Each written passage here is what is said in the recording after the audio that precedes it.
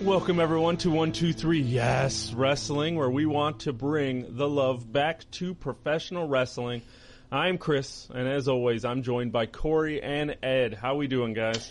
I'm hanging in there, I think. I think I have officially become a VIP at the dentist.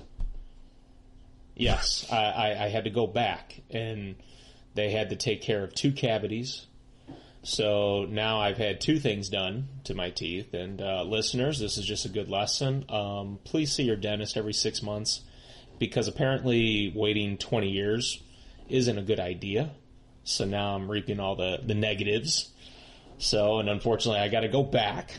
But otherwise, I mean, I'm doing great. The weather's trying to turn around here in Chicago. I mean, if we stop getting rain, but doing well. Ed, how you doing? Yeah.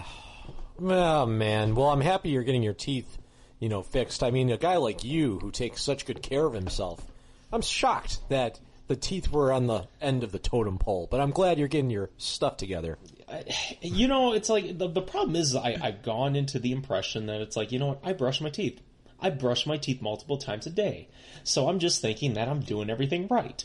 And if you do things right, nothing goes wrong. Well, apparently that is just not the case, and shame on me for just not seeing a silly dentist every 6 months. And I mean, I even told the guy when I first went in, I was like, this is my coming to Jesus moment.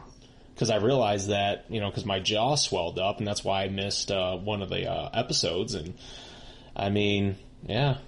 Oh well. Yeah, you're making me. I'm going to have to call and make an appointment because I'm overdue. I'm like a year and a half. I was supposed to go, I think, last January, and then I didn't. So now I'm pushing like that year and a half because I was switching insurance companies. So then, and I didn't like the last dentist I went to. He had a crush on Chrissy, so he was really mean to me. He was super nice to her, but real mean to me. Like, he was texting her like, "Hey, how you doing?" So yeah. And then I went in, and he was really mean to me, and I was like, I don't like this guy. And I was like, we don't want to go back to this guy. I don't think. I was like, he's not texting me. I think it's you. I think he just wants to talk to you. And she's like, no, but yeah. So, I'll have to make a dentist appointment. This week, I broke my fridge. Oh, no. I broke it.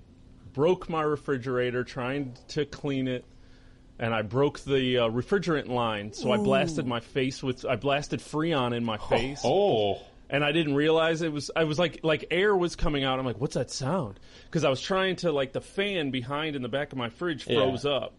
So I was using hair dryer trying to thaw it out, and I'm pulling the panel off, and I'm pulling it, and as the ice is melting, it's coming a little bit more. Then all of a sudden I hear tss. So what happened was the ice froze around the line. So once I pulled the right way, it just snapped that line. So once I heard the hissing, I pretty much just ripped the damn thing off. And then I'm fumbling with it, and I'm sitting there just thinking it's air, and then it kind of clicked as I started getting dizzy. I'm like, I don't think that's air. Oh my God, did I just poison myself? So then I thought I was going to die because I didn't know what I was inhaling. So I ran outside the house, and I'm like, all right, let's Google WebMD, what is in my fridge?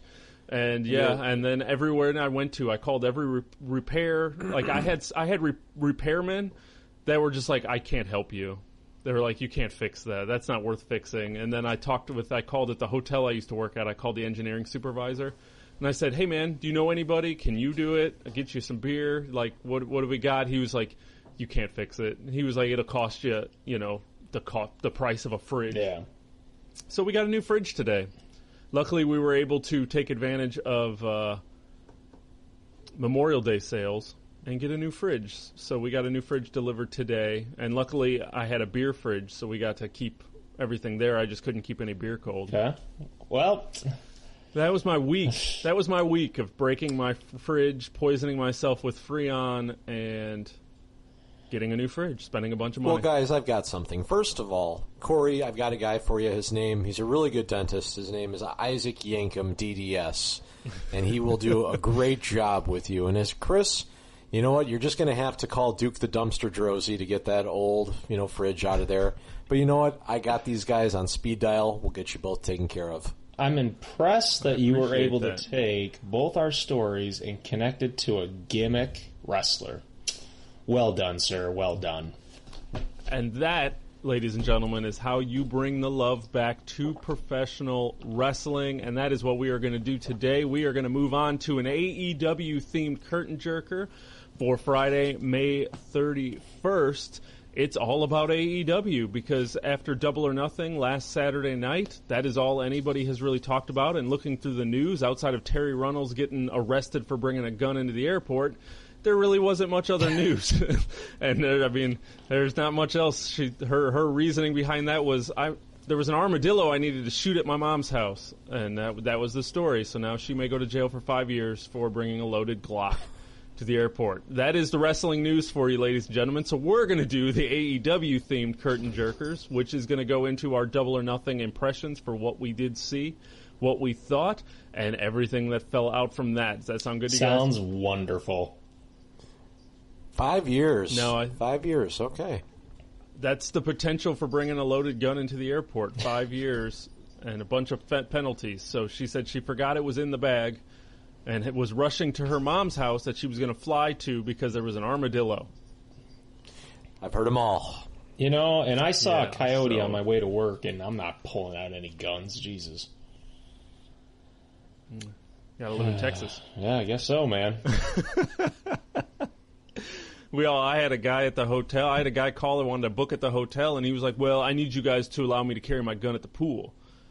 And I'm like, no, man, I'm not going to give you that permission. He said, well, then I need you to sign a waiver stating that you're fully responsible for my family's safety. No, I'm not going to do that either. You're more than welcome. You know, you can lock up your gun in the room, but you're not carrying a gun. He literally wanted to carry his gun at the pool for his family's safety. I was like, no. He was like, well, I'll go someplace else. Sir, I would appreciate if you did go someplace else. And that was when, you know, he asked to speak to a higher manager than me because he didn't like my attitude. AEW, guys, Double or Nothing was Saturday. I know we were kind of just talking before we went on the air. I know Ed is going to be our expert this week. I tried to order it but couldn't get it off of my phone onto a TV due to Bleacher Report Live and their lack of Chromecast abilities. So the idea of spending $50 to watch a pay-per-view for a 5-hour pay-per-view on my phone seemed daunting and just not worth it. So I caught the main event, Cody, Dustin, saw highlights, saw the free-for-all on YouTube, saw a little bit. I know Cory said you've seen a little bit. Yeah, I did see a little bit. I saw the Cody and Dustin match because that was the only one that I was able to successfully find the full match on the internet. I was supposed to go to Ed's on, I think it was Sunday or Monday. No, I wasn't on Saturday. I was busy. I think Sunday or Monday or whatever, and then that was when we were hit with some unexpected, like, extreme weather and tornadoes and stuff, and I said, screw going Neds, I ain't leaving. So here's the thing. I want our listeners to know that I really felt going into this show that I was exactly what they would want paying attention to the product. I don't know much about a lot of the talent. I don't know much about, where they're going to go, but I was watching this with an open mind. And I can say that there was a lot of good in this show.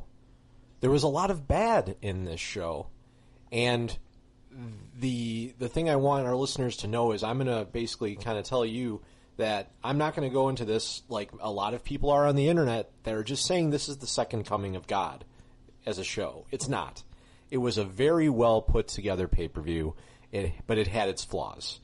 So, first of all, from a match quality perspective, you did have some very good matches. And to both of you guys, I'd say the matches you guys watched were the ones to watch. However, there were a few types of things that happened. For example, the free-for-all. I don't know if you guys got a chance to see that. I was not a big fan of that as a way to start your first show, or your first basically large national show, and that's what you give us. And it just, I think this is going to be where they have to really decide what kind of product they're going to be, because there was way too many variety of personalities, some of which were way too goofy that I wouldn't even want to see on a WWE screen. So I want to get your guys' thoughts on, that match, since we all did watch that one. Okay, so if I recall this right, they had that Battle Royal match. Yes. And then didn't they have the Sammy Guevara versus who did he fight? Kip, I think. So, by the way, my nephew Sammy Guevara is his favorite indie wrestler. So, and we've seen him plenty of times actually in Crown Point. So I'm going to defend him. I don't know if you bashed that match. No, I'm talking about the Battle Royal. I will not, that match I'm okay with, but the very first match of the night and your very first match of your promotion, I don't know. I think they kind of misstepped with that Battle Royal. Here's how I look at it. It's like it has that has tie-ins to All In, because if you remember, All In during the pre-show had the over the budget Battle Royal. I think they wanted to continue that idea into this show because that's what they did for All In. Now, and what they tried to do, and this is where I got an issue, is they tried to gimmick it, as I call it. They're in Vegas, so they try to create this kind of Las Vegas-y Battle Royal gimmick option, which I think it was like every 5 minutes, 5 wrestlers would come out, and then they talk about the cards, or I don't even understand. I couldn't understand it. And and when you like gimmick something so much, and if you don't understand it, yeah, you're probably doomed from the start.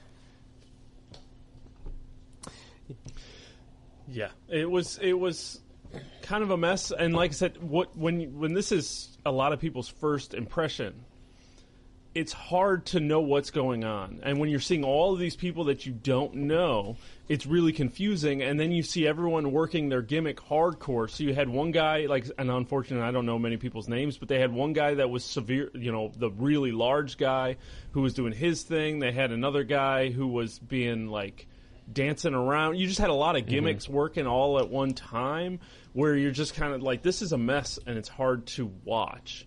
I enjoyed seeing Ty Dillinger do his thing in there. It was obvious Hangman Page was going to win, especially once they said the winner of this was going to get the future AEW title match. And with Hangman Page getting his match canceled, which was what that match was supposed to be for, it makes sense that he was going to win this. So then even for someone who didn't know a lot of this, just knowing that little bit, there were a couple good spots in it. Joey Janela, Jungle Boy did some impressive DDTs, and I mean, they did some stuff in there, and it was nice to see the wrestling for some of the names that we've been seeing. Like I said, Jungle Boy, I didn't know who that was. I only heard the name, knew it was Luke Perry's son, so I'm like, who is that? So it was fun to see him jump around and do something. So I enjoyed moments of it, but it was hard to get into it, and between that free-for-all with the Sammy, his name, Guevara, and Kip Sabian, watching one of them come out with his kangaroo mask on or the koala bear mask, and I was just like, I don't think I'm going to be able to. I mean, I lost interest in buying the show watching that free-for-all because I was like, this is just going to be too hokey. And if that makes sense. I knew what matches would deliver, but there was just, and then right after that, they did the librarians shushing each other for 5 minutes, and I was like, this is just going to be too hokey for me right now. I'll see what happens and see if I feel like I missed out. And actually, and I want to defend this, because a lot of those people in the Battle Royal are people that I've actually gotten to see live. They do indie shows all over the country, and I've been fortunate enough that they've come out here. I think AEW's, what their goal was there, they just wanted people to see what's out there in the independent world. I think they're really trying to help grow independent wrestling. Now, granted, is it the best way? I don't know, but it's like, if you're really trying to get as much talent out there, of course a Battle Royal is the way to do it. Sammy Guevara, I mean, to defend him, you have to understand his gimmick to understand that there was a reason for that. It is part of his gimmick. He's got a lot of shirts that have the panda, the panda bear or whatever. Panda. And I think the problem there is I think us, the audience, just didn't, because this is new, they just didn't understand the purpose behind all of that. Well, and Corey, that's the whole point. Yeah, and Corey, to your point, I want to say that's one of the positives of this show. They are trying to show off independent talent, but also they were bringing wrestlers, and these are the matches you guys didn't see. They were bringing in very talented wrestlers from China and Japan to put a spotlight on their federations, which would never have this kind of a national spotlight. So that is cool, and I hope they do continue that, because as we talked about a couple weeks ago, they do have a chance to kind of be a voice for these independent shows across the world that don't have national exposure, and that's a really cool thing that I hope they stick with. But, like to your point, how you said about Sammy, Corey, like you almost have to know a little bit about this, to really get it. And I feel like overall this show could have done a lot better job of these characters exist in our world now, but let's tell you a little bit about them so that way you'll come back and see what we got to offer. And because go ahead, Chris. I'm sorry. Well, I was going to say you need to think of this as that you're introducing. This is your pilot episode. This is you're introducing this. So yeah, these people might all have histories. Yeah, they're all independent. Yeah, Corey knows who they are and has seen them. I haven't. So if I haven't seen him and don't know his shtick, I see a dude with a panda bear on his head and I go, oh God, this is lame. I'm not watching this, and I turn it off. And how many people, you're trying to introduce these people. So if that's what your goal is and that's what you want to highlight, then you need to highlight, but you need to do it in a way that explains. So, that should have been the commentator's job to explain those things to me. That should have been a video package before the match explaining who these people are and what they're doing. Because if you want this to succeed and you want to highlight independent wrestling, then you need to tell that story to people. Otherwise, people are going to go, it's just like if I tell you, hey man, let's watch this show this Saturday night. Well, what show? Oh, it's, Big Bang Theory just ended its finale, so why don't you watch the last episode with me? Well, I didn't watch any of the other ones. You'll get it. Are you going to enjoy the series finale of Big Bang Theory if you've never watched an episode before? You know what I mean? It's like you're not invested. You're just going to sit there and watch it. Yeah, you might chuckle. Yeah, you might be entertained. Yeah, you might hate it. You might love it. But what are you... what are you trying to get out of it? I'm going to kind of debate you here. It's like, how much can you get across in a pilot episode? So, it's like, you can look at all the greats. Seinfeld. Watch the opening Seinfeld episode, and do you really think that all those characters are truly introduced to the way that we eventually came to know them? No, it requires time to evolve it. And obviously this requires, their weekly show to get going, which obviously we know won't happen till the fall. So I think we got to be fair and be, when it comes to these characters, just take in what they give us. It's a beginning. Of course, you guys aren't going to know who Sammy Guevara is. You're not going to know who some of these other guys are right away. But you're seeing them, and now it's like, oh, okay. Well, let me see what they're about. Let me continue to watch this and see, because obviously we know once they get the weekly show, they're going to really get the stories going and get these characters and their personalities. Oh, yeah. They just have to be very careful because they want me to come back. So it's like if you don't introduce it or if you don't do it in a way that intrigues me to want to watch more... Because, like I said, just by that free-for-all, I didn't order the pay-per-view. Yeah, I had other technical problems, but it was an easier decision because I watched that and said, I don't think I have this in me. And then technical reasons, I said, oh, that's, I'm going to take the sign and I'll see what happened. But if they just have to be careful because they want people to show up for their TNT weekly show. So you just have to... treat it, this is a different than an independent show, at this point. Let me ask you a question, since you technically... Did you have a problem spending the amount of money that they put the price tag on for Double or Nothing? It's interesting. I've heard this talked about a lot online and a lot of different podcasts saying it was way too expensive. I definitely didn't because I knew I was going to buy it, and as much as it sounds like I'm downing this, I'm actually getting what I didn't like out of the way so I can talk about the positives. I had no problem spending $60 on this pay-per-view because I want AEW to succeed. And we'll get into other reasons why I want AEW to succeed, but I was happy to give them my money. I felt like it was money well spent by the end of the show. They had some hiccups, but it wasn't enough to make me feel like this wasn't a slam dunk for a company that had never done a pay-per-view before. So no, I had no problem whatsoever, Corey. Okay. I was just curious because, I mean, I won't lie to you. When I looked at the price tag, I did kind of raise an eyebrow, and I was like, oh, because I actually did not know what the cost was until I actually went through the process of going through my cable to see what it was. There was a part of me that did feel, that's a little pricey. I think they did price it a little high, but I don't know what their things are. If it was cheaper, I probably would have bought it. But that's just my situation and where I'm at and where I think the level is. Even 39, I think I would have been okay. Once they did 49, 59, I probably wouldn't have. I would have went and bought a video game. But I mean, that just kind of depends. There just seems to be a lot going with it. My big thing was just not knowing how long it was going to be. And I think ultimately, as we're talking about the negatives, I think they should have stuck more to a takeover length than try to go 5 hours and really drag it out a little bit. Especially, they should have highlighted. They had 3 great main events between between Lucha Brothers and the Young Bucks, Cody, Dustin, Kenny, and Jericho. You could have done the women and still done the Awesome Kong thing, and you could have thrown one more Japanese match to open the show real hot, and you would have had a great card, and you would have had, you would have stuck the landing a little bit harder. By dragging it for 5 hours, that's just there's a lot of room for you to drop the ball.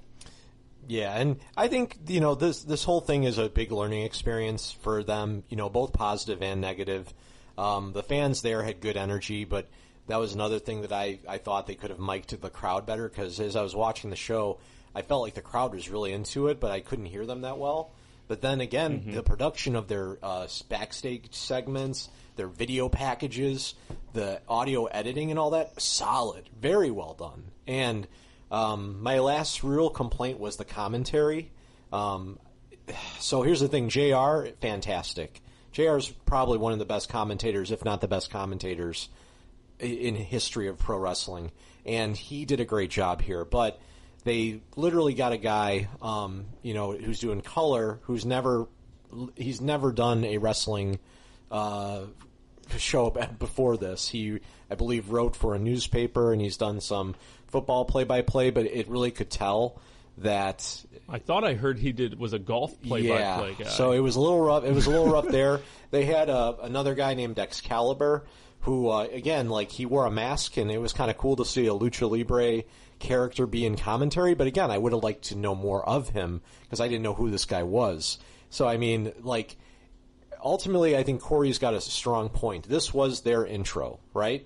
So, was it good enough to bring me back? Yes. But it's, again, I want to see them succeed. And they are going out on a limb saying that they're trying to bring the 7 million wrestling fans back that used to watch in 2000, right? So 9 million people used to watch wrestling altogether in 2000. Only 2 million watch it now. So if they're going to bring back the other 7 million people that were the casual fans, they've got to make sure they provide a product that is intriguing every week. And to Corey's point, they need that weekly show. They need it. And Chris, I apologize. I'm going to bring up another bullet point from your list here. So then tell me, because when I watched this that I'm about to mention, I enjoyed it, but then also I questioned it.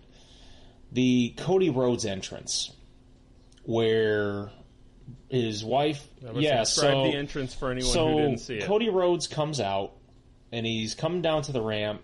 Brandy, his wife, is down at the bottom of the ramp, and she's got a sledgehammer in her hand, and Cody, walks up to her, looks at the sledgehammer, and grabs it, and then, looks at the crowd, and, the crowd's, reacting, and then all of a sudden he walks back up the ramp, and then you have this throne, this chair that looks like a chair that Triple H would have in his entrance. And then he kind of just stares at it, and then he just takes the sledgehammer and takes a big swing and hits the chair in the area where you sit, and then the smoke puffs out and the chair breaks, and obviously this is a lot of symbolism. And entertained by it, yes, but I instantly went back to recalling some interviews that Cody gave, and Cody made a lot of reference that they're not trying to compete. They're just trying to be an alternative option. So how can you be an alternative option and say you're not competing, but then you're doing a lot of symbolism that's making it sound like, no, you want to go straight to war with this billion-dollar company. Yeah, and this is the kind of stuff that makes guys like Vince Russo get on his podcast and think they're working together, which I think is, I think it's not that cut and dry, like, oh yeah, they're just doing this, to help each other out. But I do think that they realize that there's a lot of more eyes on wrestling right now because of them. So I think that plays into it too, like, can we help each other out by appearing to be bitter enemies? It is an interesting thing, and it's good for wrestling. It's an interesting thought. But, yeah, like, to Corey's point, come on. You literally have said all these interviews saying we're going to be our own product. We're going to do things different. It's not going to feel anything like, WWE. And yet you go out there and literally, like, pretty much say to Triple H, hey, we know you're taking over soon. Maybe sooner rather than later based on what we're hearing.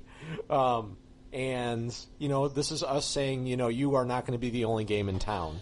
Well, you literally just said you didn't care about them. And now you, on your first pay-per-view, are making just this huge reference of war to WWE. It's very intriguing, and it's interesting.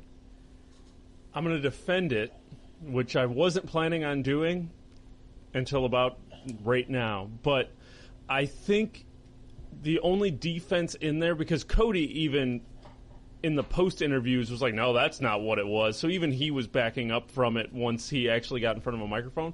I think the biggest reason to do it, and the only pro to do it for, is the current, what you would consider AEW diehard, that's what they want to see. The people that were in that building, that's what they wanted to see, and that's why they erupted when Cody went to do that. I think that's to the fan base of AEW. Like I said, right now we're watching AEW going, man, I really hope they do something, and we're curious. But there are people that are diehard, like AEW rule the world, WWE's going to burn, and you just have these people, and that's what they want to see. Those were the people that were in that building. That's what they wanted to see, is that cannon blast. They wanted to see the bell strike for the war, and that was what they were giving their fan base. Okay, so I'm going to really debate with you on this. So if we're talking about the AEW hardcore fan, who is it really? Let's be straight. We're talking about Attitude Era people, the fans of the Attitude Era, which, let's look at that demographic. That was 20 years ago. So that's us. That's people that are a little bit older than us. Do the kids even catch this? Does this even appeal to them? Do they even care about a, quote, war? They weren't around for it. So you really got to ask yourself, who are you trying to grab when you talk about this audience, the 7 million that you supposedly want to reach? But you're not that you're going for that audience, but you're also wanted to recreate a war for a generation that's only heard us talk about it.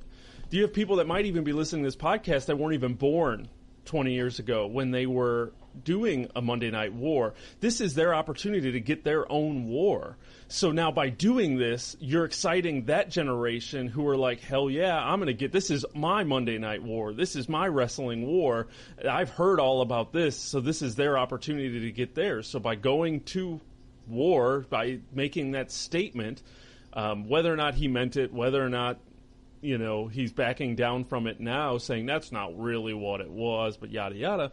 That's still, that's who he's trying to excite. And yeah, we want to get the 7 million back, but we got to get the 18-year-olds now, the 15, 16-year-olds, the kids in high school like we were wearing our Austin 316 shirts. They want those moments. They want to have those conversations. But here's the thing, though. In the Monday Night War, there was no denial that they were at war. They made it obvious that there was a war. So Cody retracting and saying, oh, no, that's not what it is. Okay, well, then explain it to the young fan that just doesn't get it then.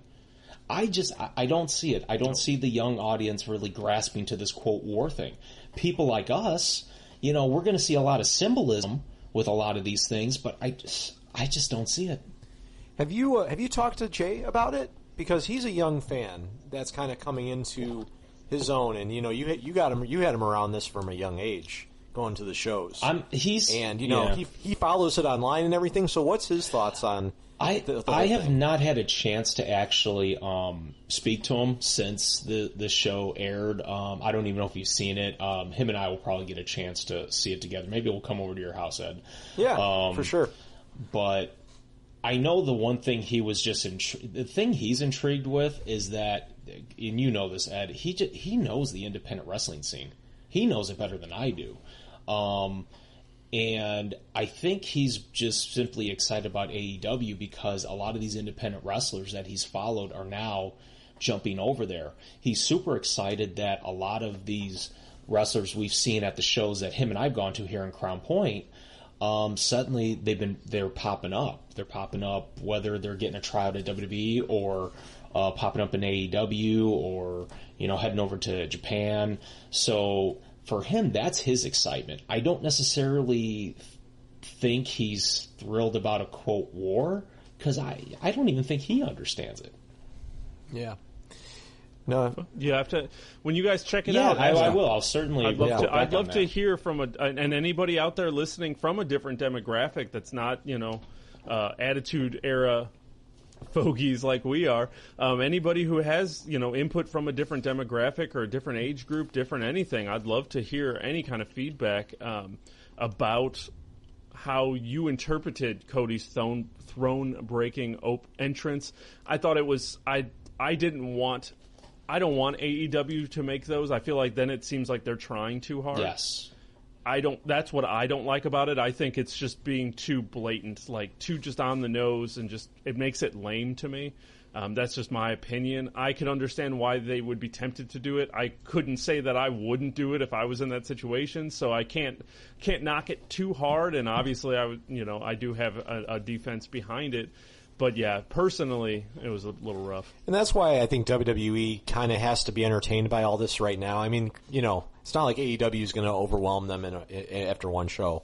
It's not going to happen. But if I'm WWE and this promotion just put this out there and it got a lot of eyes on it, and then they're calling us out, you can have a little fun with it, And, I know we'll get into Raw and SmackDown, but, I just feel like it's their opportunity to step up their game, and I hope they do. I really do, because it's as a fan, I haven't been this excited in years, because it just finally feels like we're going to start getting some creative stuff happening again, and that's cool. And I know we kind of been talking about this for a while. Probably need to move on, but as far as matches go, Dustin and Cody delivered. In my opinion, I was thoroughly enjoyed. It was a little brutal, but at the same time, these two guys put on the match that I thought they would put on. They went out there and they delivered a WrestleMania quality match. And then even the post interview where they kind of made up to get ready for, tagging up together, it pulled at the heartstrings, man. It was a good match. It was my match of the night. Omega and Jericho was also very strong. Same with the Young Bucks, had a good tag team match. But man, Dustin and Cody delivered on so many levels. And it's real simple. Yeah, I watched that match and said, I don't think I need to watch anymore. Well, because it was storytelling. It's storytelling wrestling, and that's what I think is really missing from the WWE product is more storytelling in the actual matches. Yeah. So did you guys get a chance to listen to Jericho's podcast with John Moxley, former Dean Ambrose? I'm about 40 minutes in, and oh my goodness, wow.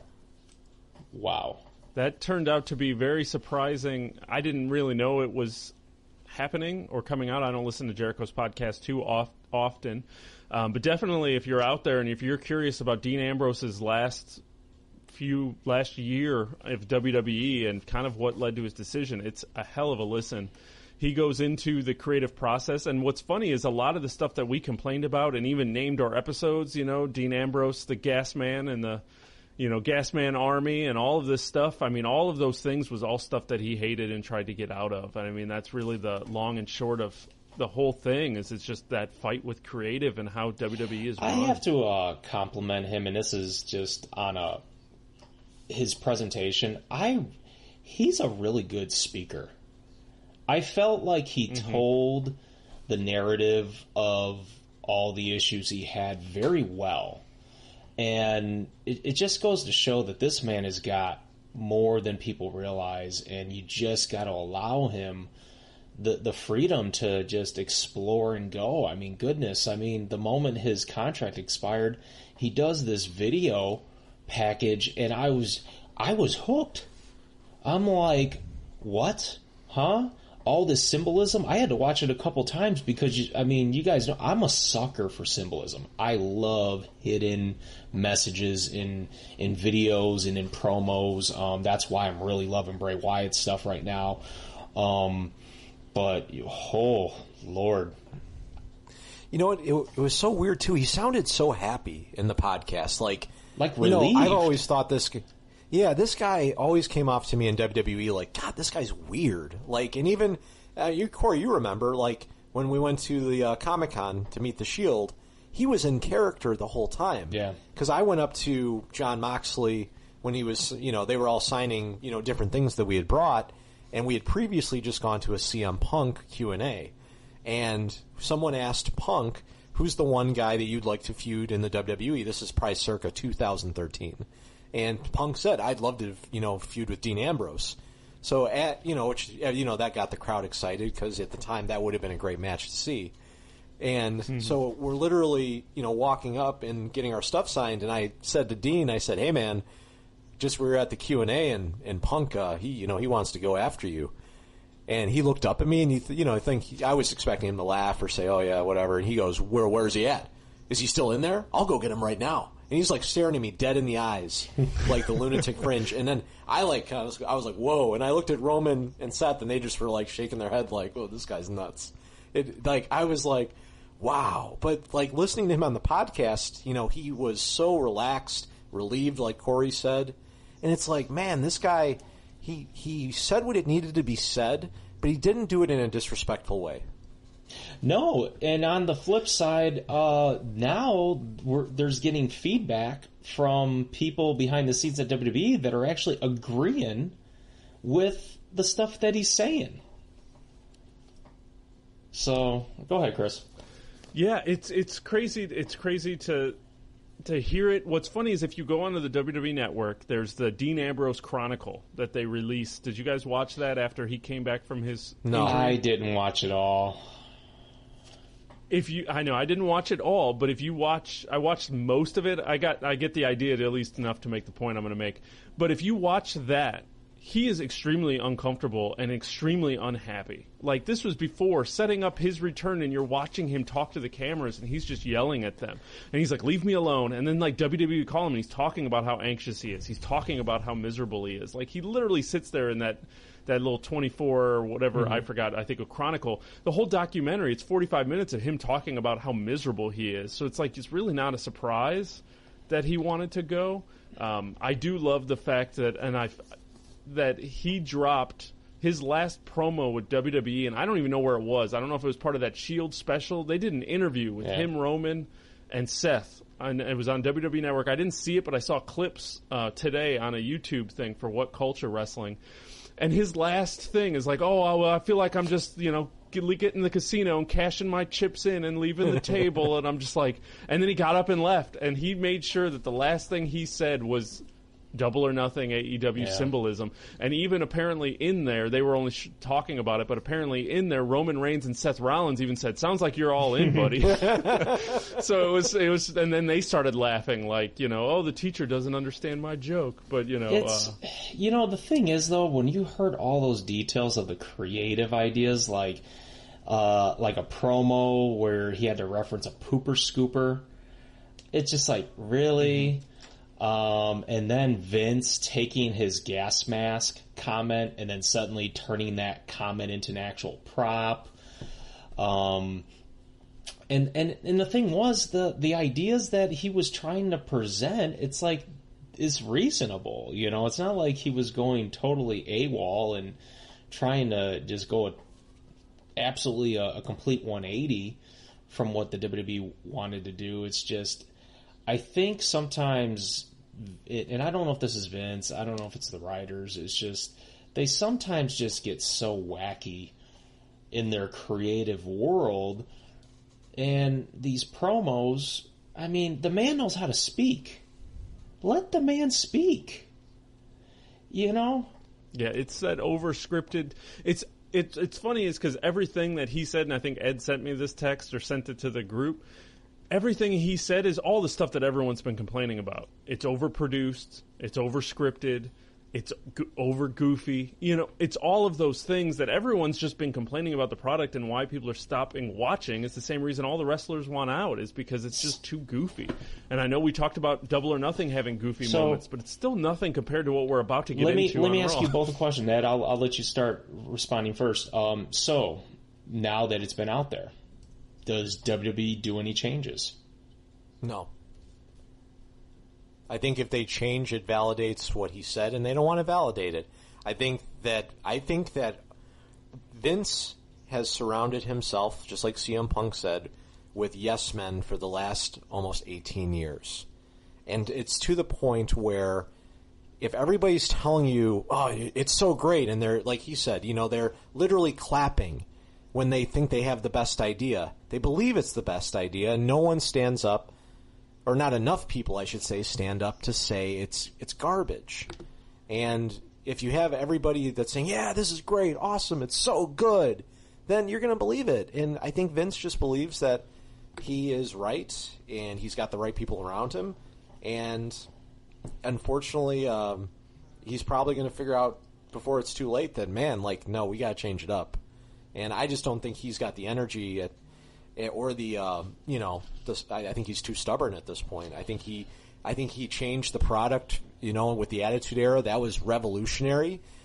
I would love to see him maybe have more of those like crazy different eras in him, but it's going to take people standing up to him, and I don't think anybody's got the balls to do it, including his own family.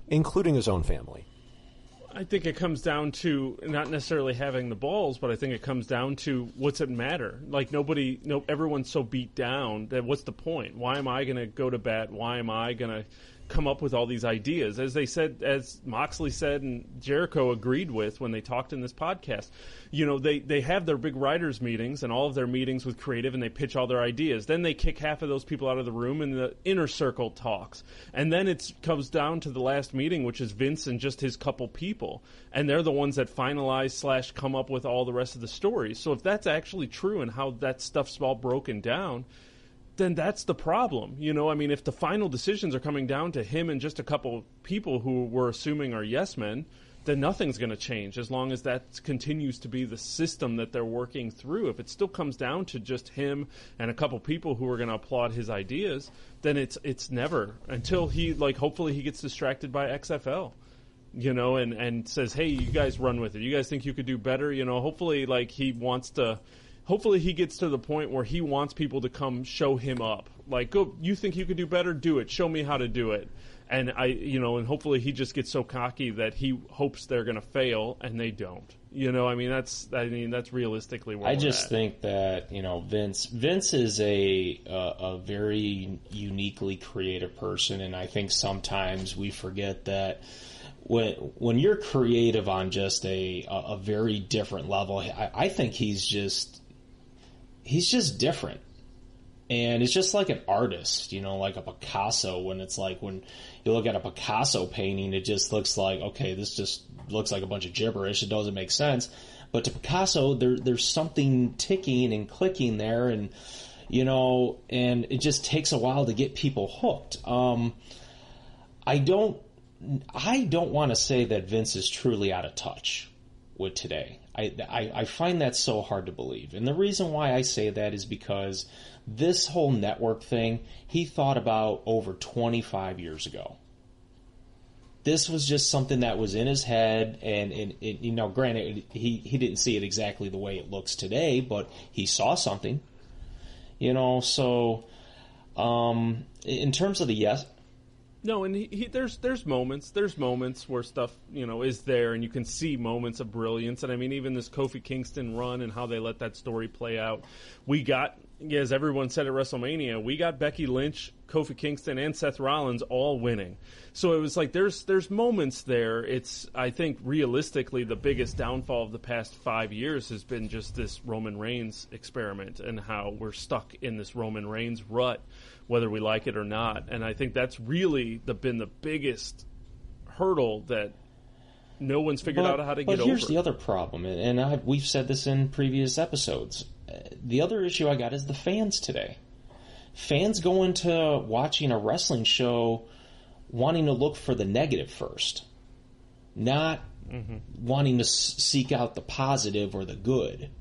When we were watching wrestling, Chris, I mean, I can't speak for you, but I'm sure both of you would probably agree with me on some level. When I'm watching wrestling, I'm anticipating the good. I'm looking for the good. I'm wanting that. I was not thinking about, oh man, I wonder if he's going to screw up tonight, or if he's going to botch that move. No, we didn't think that stuff. That's because kayfabe was still alive to a point. You know, I mean, they were killing it slowly, and we were getting more. Now we got the network where we're watching all this behind the scenes. And like I said, now everyone's in this whole thing where the business is more fascinating than the product. Yeah. And that's why we're even here doing this podcast, trying to bring some love. I think it's out there. We're finding it. We're trying to find it desperately, ladies and gentlemen. Well, the funny thing is that it's not that WWE. Look at that talent, that roster. There is no way that anybody, I don't care if you're an AEW mark or not, you cannot deny the fact that there is a ton of talent in WWE that are good, that have good quality characters, good promo skills, good wrestling skills. It just comes down to how do we clean up the storytelling process. Yep, you got it. And that's really, I think, what John Moxley was saying, too. You know, the talent's there. Best talent, best roster you probably have ever seen. I was talking to one. Well, yeah. That's what's... Go ahead. What's crazy is what it comes down to, too, and if you really think about it, when was the last time you saw a bad pay-per-view? Right. I can't remember. The pay-per-views are all awesome. Every WWE pay-per-view on paper, and how, I mean, outside of maybe, I think, Backlash last year. Backlash 2018 was probably the last, it's the first one I can go back to, which was over a year ago, where it was just like, outside of the Miz and Seth Rollins in their opening IC title match, which I still remember because it was awesome. But outside of that, it's like their pay-per-views are awesome, but they're not telling stories at the pay-per-views, you know? So it's like you just get the matches, you get the events, you get the blow-offs and how the feud's going to go, but you're not worrying about this Raw and SmackDown like build-up anymore. And they put together awesome video packages, so I mean, it's how do you clean up the storytelling, because obviously they got the talent and the wrestling part, because pay-per-views I enjoy every time I sit down. I sat down to watch Money in the Bank, and I'm just sitting there just thinking, man, I love wrestling. The other part of the storytelling is the fans have to be willing to want to be patient enough to see it out. Oh, yeah. It's like, a perfect example is the first time they did this Bray Wyatt thing, the Mr. Rogers approach. There was people dumping on that. And it's like, well, there's, but that's because, yeah, no, but you know what the point is, though? You have to allow storytelling. Chris, when we were all watching wrestling, you know, in the Monday Night War era, and really, it didn't matter if it was Monday Night War era or not. It's just, we allowed them to tell the story, and we just took it in, like reading a book. Not, let's read this page. Oh, God, this stuff sucks on this page. Why did they even put this in here? No, let them tell the story. So if they're going to clean up the stories, fans have to change the way that they're taking in the product then. I can absolutely agree with that one, because, yeah, everyone looks for the negatives, so let's find some love. And if anyone can find us love, I believe as we move on, every week we have the Sits and Fits with Mr. Fitness, and I believe wholeheartedly that he could find some love. Oh my goodness, Gym Rats. What are we, 45, 48? I mean, what is this, a marathon episode? Jesus, I'm usually done by this time. Hello, wannabe Gym Rats, is Mr. Fitness here for the weekly Sits and Fits. Finally, Chris and all those moody Morlocks can finally shut their mouths as the t-shirt company known as AEW finally had their first pay-per-view. The first shots are fired, and the new wrestling war has begun. So, how does the wrestling genius known as Vince McMahon respond to the shots fired? A Brock party? Really? A Brock party? Cody Rhodes destroys Triple H's throne, and you have Brock dancing with a boombox? Dean Ambrose debuts in AEW, and WWE's response is Sami Zayn in an electric chair? Kenny Omega has another classic match with Chris Jericho, and WWE's response is Shane versus Roman's cousin? A jobber? AEW has Bret Hart debuting the AEW Championship belt. WWE has R-Truth running around with the clock title. Quite honestly, the only thing that WWE did well this week was Ricochet and Cesaro, along with Kofi Kingston versus Kevin Owens. I mean, Jesus, those four guys practically saved the week. Sadly, storyline-wise, those guys are practically going nowhere. Vince, you need to wake up. I believe in you. After all, you defeated WCW. Don't let this, as Triple H calls it, a pissant company, take over. Either step up or step out. Here, I got an idea for you. Get rid of all these idiotic writers. After all, they're called professional wrestlers. Don't you think they should be able to cut a promo by the time they get to your company?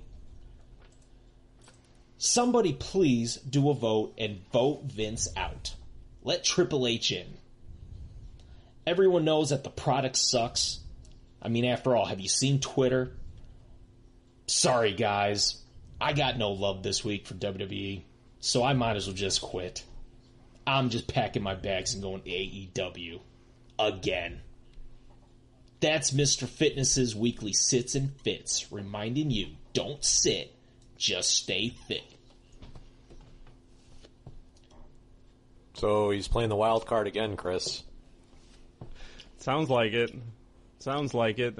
Was that love? I think there was some love. Some love for some love. Yeah. In You know there. what? He said a good line about Vince that I just want to echo. Wake up, man. You defeated WCW. You made the biggest wrestling company in the world. Get your head out of your own ass, and let's start making some professional wrestling that we can all be happy with again on a national level. But I love it. But here's I the love that thing. message. I'm going to say some love here because you know what? By God, Vince. Okay, Cody is poking the bear. He's poking that lion, and guess what? Eventually, that lion's going to get up and he's going to attack, and that's what Vince is going to do, and he's going to do it better than any company on this planet because I hope so. That's just what's going to happen. Cody just better be ready to put together a weekly show because Vince right now, I guarantee you it's spinning, his head's spinning, and I'm telling you he's going to put together gold. Dust. Ooh. Send it to the stars. In NXT, in the performance center, they take promo classes. Yes, they do. I think, yeah. And don't they make them stand up and ad-lib promos to the class? And talk about this, then how come they don't get to do that when they make it to... What's the point of all that if they're going to hand them a script when they hit the main roster and you don't let them talk for themselves? I think because NXT in Performance Center is Triple H's world. That's my opinion on that question. No, I'm going to even go one step further. This is NXT. It's on the network. Sponsors don't have to care or dwell on all that stuff. And then second, when you're on WWE's shows, live shows, I agree that you have to put restrictions. You can't just let them go out there and then you have no clue what's going to come out of their mouth, because then you could be in for a public relations nightmare if they say something that is just taboo or gets a sponsor upset. I mean, even Dean Ambrose referenced something that he refused to say, that Vince was asking him to do, the whole Roman Reigns referencing his leukemia, and he referenced how Susan G. Komen, that they would probably break ways, break ties. Well, yeah, but even in the Attitude Era, I mean, you give them... I mean, they were still telling a story. They were still told what story. The Rock and Stone Cold didn't come up with their story.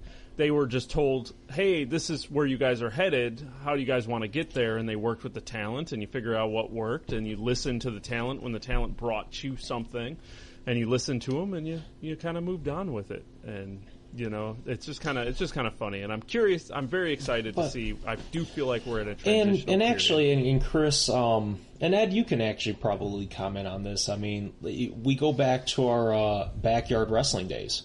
I mean, we didn't write out, the promos. I remember many times that we would just, we'd kind of just chat. And through the chat, we kind of just organically, we had bullet points, I guess you could say. I knew what things you wanted to hit. I knew what things I was going to hit. And we made sure that there was it was going to blend. So, and that's how, and like I said, even though we did backyard wrestling, it worked, and we were able to tell our stories effectively. Ed, I'm sure you got something similar as well, Yeah, the only thing I'll say is, we never got into, filming it or anything like that. That's pretty cool that you guys did. But I will say that one time I jumped off my swing set and onto the trampoline onto my friend, and I did the 5-star frog splash, and he got out of the way. And the sheer force of me hitting the trampoline without a body under me bounced me 10 to 15 feet up in the air off the trampoline, and I landed on my back. And that was unpredictable. That was not scripted. And that's why you need to not have a script in wrestling. You gotta get those moments. Oh, that is such a funny visual. Oh, wow. That was great. Wow. Not for me, but yeah, I know. I'm sure it was. If someone were to be recording that, it would definitely be like a very awesome fail meme type thing. So. Oh, dude, if we were recording, I would have got a great angle on that. We were always good at decent angles. It would have been good. So yeah, we got the Beast Box at the Brock party. God, I hope they sell it. Okay, so I can't bash that. I know Mr. Fitness is no, that was awesome. That was awesome. Brought out that was more hilarious. Character in Brock than at any point in his career. So you know what? I'm cool with this because it's something different out of him. How does he not leave Raw a babyface? I don't see him as a heel anymore. I felt like that was hilarious. Every segment he was in, it was different. He was having fun. He was laughing. He was slapping Paul Heyman with paper and saying, "I've got a year." No, yeah. The fact that this dude great. he had no idea great. that he had a year to cash in the Money in the Bank briefcase, that was the hilarious. only reason why he didn't turn. I'm not cashing No, in the today. only reason why he didn't turn face there is because the silly fans are just wanting to dump on it because it's the double or nothing effect, as I want to call it. Yeah, and by the way, I hope none of our listeners were the people that were in the crowd, just purposefully just waiting for that opportunity to chant AEW at a WWE show. Real cool, guys, real cool. But it's just come on, I get it. You don't like that Shane's talking. You're saying this is boring, all that, but you just paid money to go to a WWE show. Try to enjoy it. Please, just try to enjoy that's it. the point. They come to these shows, and that's like they just want to hijack it. They want to wear an AEW shirt just because they want to get some kind of attention, and they want to, and then they want to have these signs like, save us Triple H and blah blah. Dude, come on. Come on. That was pretty funny. I didn't see that one. I did laugh. Let them tell their story. I mean, it's like, I know I'm repeating myself and trying not to, but yeah, I was really bothered by the crowd. It's not that the show was, it wasn't like phenomenal or anything. There were certain aspects of the show that I really liked. I loved Ricochet and Cesaro. Holy Lord, man. If they don't just, come on, get them in the main event picture, because those guys are legit. You need to get them so they don't cut them out of Hulu, because I haven't seen either one of those serious? matches. Dude, that's a shame. Yeah, no, dude, that's a shame. I'm only aware that they happen, when I'm looking at follow-ups to see, so I can put together the show so I know what I missed. But yeah, they've cut both of those. I haven't seen any. You never see tag teams. They always cut tag team stuff out of Raw, and then usually they cut whatever the big match is, like whatever one wrestling match that they actually have every week. They cut that. And I week. guarantee you that is done like the Hulu cut is what they want you as a casual fan to pay attention to, and that's depressing that they would cut that out of there. That's what I find it. I find it interesting that I watch it because that is, like I said, this is what they want people to see. So it's kind of crazy to see what they care about. I like to look at it as this way of, this is the things that they think I should care about. Yeah, no, definitely go find it on YouTube or something. It's definitely worth a watch. It was awesome. Yep. But I believe it. Hopefully they can hit a pay-per-view. We're not counting the wild card rule anymore. No, I can't keep up. It hurts. I can't keep up, and they keep breaking it. So it's just a thing. And as Ed said forever ago, these shows feel the same. It's going back to before the brand split. Like the brand split is dead because now we're just back to where SmackDown is a rehash of Raw. Yeah. Because I didn't need two shows highlighting Shane McMahon and Roman Reigns. Here's what I think is going on, and I think this is behind the scenes stuff. Bottom line is that both USA Network and Fox, even though they're not on Fox yet, they want the same guys. That's what they're fighting for. And that's so fine. This will just have to mesh it, fine. and it'll just have to be, both shows have the same set of wrestlers. I don't know what that's going to do to the roster because the roster's so big, you can't fit everybody on the show. And you know what? What they might as well do is have a minor league because they've got too much damn talent. Like, if you got to have all these stars on both of your A and B shows, then just have a damn minor league because, that's where we're at. Corey's right. They're going to want to have every single main attraction on both shows, and the brand split doesn't exist in my eyes at this point. It doesn't. Well, and we knew it was going to come to an end as we got closer to this Fox deal. The problem is do what they did. They used to be able to do this, and they did it when SmackDown first became a thing. They would end Raw, making you feel like you had to watch SmackDown, and they're not doing that. So it's like if you're gonna have the same people on there, then you need to end Raw, making me feel like I need to watch SmackDown because I'm going to see something different. But to see the exact same segments, the exact same conversations, the exact same, just rehashing what you did on Raw, just doing it again, and maybe making somebody different win because they won on Raw, you're going to make them win on SmackDown or make them lose. That's not how you do a compelling show, and that's not what Fox is going to want. Okay, well, I do want to bring some love on one thing. I'm very okay with Baron Corbin winning that four-way match. Sure. I was fine with that. I just don't like that he pinned The Miz. Yeah, again, The Miz got pinned. Again. Yeah, I just don't like that The Miz can't pin anybody. And I just think that's weird. And then, I was 100% fine with Baron Corbin winning that. I'm excited. I'm excited for Baron Corbin. I'm probably going to be in the minority on this, and I know it's probably not going to happen, but I actually want Baron Corbin to win the title. I legitimately do. I actually want him to do it at this Super Show because I need these Super Shows to be a continuation of the story. Like there's got to be big things that happen that can carry back over to Raw, SmackDown, and future pay-per-views. You got to have title changes. You got to have something big occur, not just these one-off matches. Well, and so then do you think Brock cashes in and does what Rollins did to him at WrestleMania 31 and cash in You know during what? the main event? I also wouldn't have an issue with that either. Because does he even have a match right now? He does not have a match, but he's supposedly was scheduled to appear. So Brock Lesnar's going to be there. He's not going to miss that payday. He's going to be there. So it's, what do you do with him? If they're not going to put him in a match, then that means he's showing up as part of that main event. So does he cash in and steal that belt from Rollins? We've had Lesnar. Now, is this a different Lesnar who's decided, I don't want to do UFC, so I'll show up for Raw? Because, I mean, he showed up 2 weeks in a row. When was the last time we've even seen him show up 2 weeks in a row? And then if we see him again next week at Super Showdown, I mean, that's you know what I wonder. You know what I wonder crazy. will happen? He'll come down, tease the idea, and I don't know how I can get this to work in my brain. But I wonder if he just comes down, gives the impression like he's going to, beats up Seth Rollins, but then just walks out and leaves, and then Baron Corbin just pins.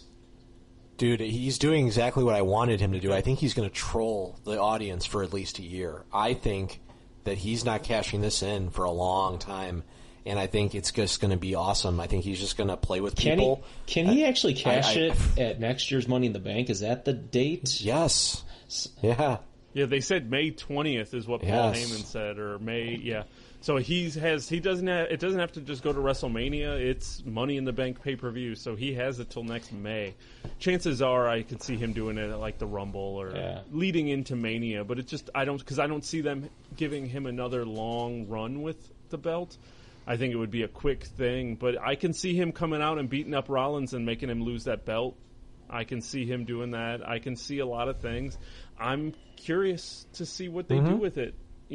Make it worth it. Him playing that thing as turning the Money in the Bank briefcase into a boombox has already paid for him winning. Like, I'm already happy he won this thing because I love him. I've never thought I'd see Brock Lesnar dance in the ring, but him doing breakdancing and jumping around. And then, like, when he played Kofi's music and started headbanging to it, and then he started playing Seth Rollins' music and stared headbanging to it, that was hilarious. It really was. I was in. I don't know whose idea it was. I hope it was his, but it's great. Yeah. And honestly, we have to think that maybe he does show up more because with him saying I'm done with the UFC, his kind of trump card is off the table. So I'm sure WWE is able to say, well, if you're not going back to UFC, then we need to get you on TV more. Right. And, renegotiate this deal. And I hope they did.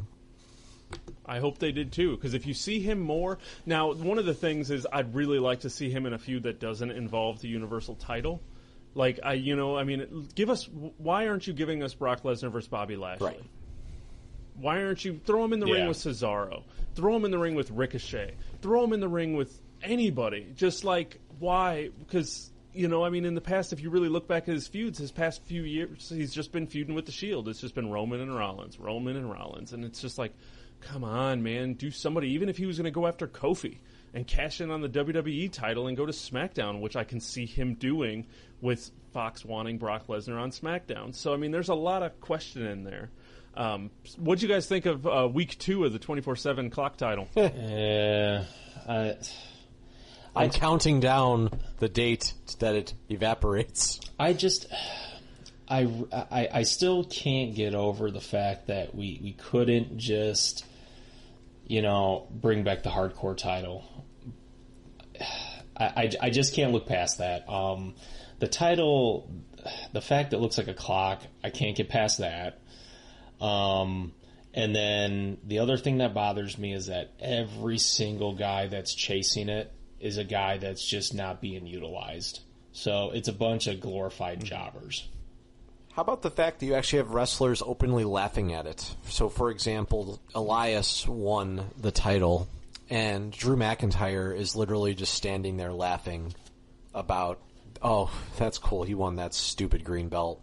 And then he gave him the opportunity. And then later on in the night, he didn't care. Roman Reigns spears Elias and lets R-Truth win. Roman, you don't want to win a belt? Like, I hate that 50-50 booking. Like, so you're basically saying that this belt is only for the people that don't matter. Because two top guys who, you know, if Drew McIntyre suddenly kicked Elias in the head and pinned him, oh man, okay, they want this belt. What if Roman would have pinned him and took the title? Okay, but no. When I thought for a second they were going to do that. Like, I was like, oh my God, Drew McIntyre's about to win this belt. And I was like, that's awesome. And then Elias did, and I was like, okay, I guess that's better, but Elias still doesn't fall into the category where I'm thinking it's, you know, that it matters. And then when they hit the end, which I was confused about because I saw Roman Reigns pin Elias, and I'm like, why would you have Roman pin Elias? Now isn't Roman the 24/7 title? But then they made that stipulation that said, well, now that Elias isn't in a match, his belt's up for grabs. So I'm like, so it's not really it's 24/7 except for if you're in a match. I'm like, that doesn't make any sense. And then, then Roman did his thing, and I said, oh, shit, Roman's going to take this belt. That's awesome. That's hilarious. And then, nope. And then I realized really quick, I said, no, he's going to let Truth do it. And, you just kind of lose any interest in it when you don't have your top... When you have people not caring about it. Bottom line is, this belt, Chris, was meant for us. With our 1, 2, 3, yes. That's the only... And in fact, I think we'd make it more entertaining. So, by the way, it's available on WWE Shop. Just saying. Oh, yeah. Is it really? Oh, yeah. They put that bad boy on quick. Because that's what they do. They got to sell. That's rough. The clock. So do you think we see another electric chair? Oh, God. That was stupid. I'm just going to say it. That was stupid. Honest to God... I watched it, I'm like, what is this? And then I'm like, oh, they're going to hook Sami Zayn up to an electric chair. Nope, he just sat in it. I was like, oh, you're not going to plug him in. I thought it was going to be like a lie detector test, so they were going to put up the thing on the screen that was going to be like lie or true, and they were going to like read Twitter questions or something. Then when they asked the first question where the guy said, hey, what's your retirement date? I was like, I'm not watching this, and I fast-forwarded through it. I'm not watching this segment. If they're going to plant people in the audience to ask Sami Zayn when's his retirement date, nope. And if those are real people with real questions, that's even worse. Like, that's what you wanted to ask somebody. I'm not watching this.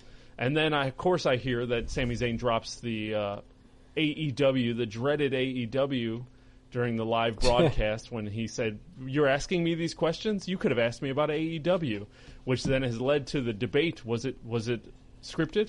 Oh, I think that's scripted big time. It has to be. There, like, you know, the rumor is that Vince blew a gasket, but then that really doesn't fit the narrative, right? The narrative is that Vince really isn't fed this kind of information. So I think that this was completely scripted, especially if you see Sami Zayn back on TV next week, with I'm sure he will be. Yeah, this was scripted. And if you really looked at the Morlocks that they picked to ask questions from the crowd, I mean, there's no way this was random. They were scrubbed. And, you know, it wasn't like someone was going to stand up and, you know, ask Generico, because that's what I would have said. Like, hey, Generico, when you're going to put your mask back on? They would have never let some smark like me ever say things like that. So the questions were terrible. They were awful. And the people that, you know, were asking them looked like they were not even, like, on this planet. They were, like, in a different world.